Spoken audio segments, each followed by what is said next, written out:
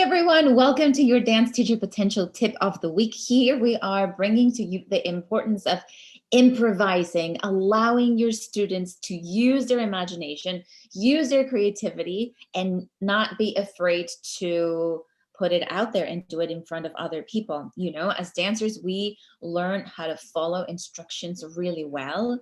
We have a discipline of listening and following and understanding what it's given to us, putting in our bodies, and then doing it. But then there's that little portion as well that as artists, we have to be able to use our creativity to express ourselves. And that's another piece of being a dance teacher that is really, really essential and important for your students, because later on when they go into the world, you want them to be able to use their voices and use their creativity and not be afraid to do that. And so every time you're in the classroom, you can think about introducing a little bit of improvisation, maybe not every single time, but as part of your curriculum throughout the year, you can bring in moments where they are allowed to just move whichever way they feel more comfortable, or their bodies, and you can prompt them, right? You can say, listen to the music, if it goes fast, if it goes slow, if it goes loud, if it goes little, or other prompts that I've seen you use with the different parts of the body. Yeah, what I like to do is give them tasks, whether musically or with their bodies or spatially. I think those driven tasks will help them understand their bodies and the music, and build more confidence as they improv throughout their dance career. I think it's important that dancers, we understand our bodies. And when you're little, it's hard to do that when someone's just like, okay, freeze dance, or just dance however you want, dance party. And then you just like are throwing your body around without understanding what you're listening to or how you're moving, which direction. But with those tasks and those driven ideas, you can really put into play like, oh, maybe only my knees can move, and what can I make them do? And I think that's really fun and exciting Yeah, at the no, end of class.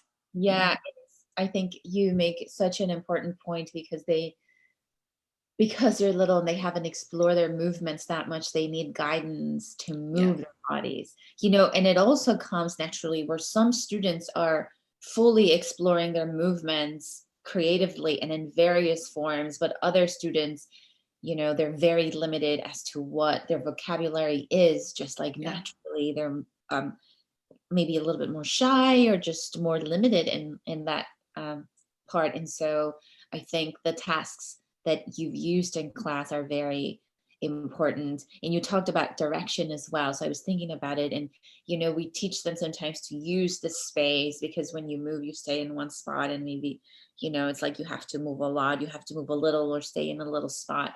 All those things are so important, and we don't think about them, but they are part of a dancer's understanding of movement. Absolutely. Yeah, definitely. I also think, of course, improv builds like confidence and, self-awareness. Like I was saying, how you're just becoming aware of what your body can actually do. And it also helps you, be aware of your surroundings spatially, and what like the group needs are. So if you see a lot of other dancers are starting to dance faster, you're like, oh, maybe I should dance faster too. And you start to pick up those sort of key things if you're not really understanding musically. So I think that is also incredibly important. Yeah, absolutely.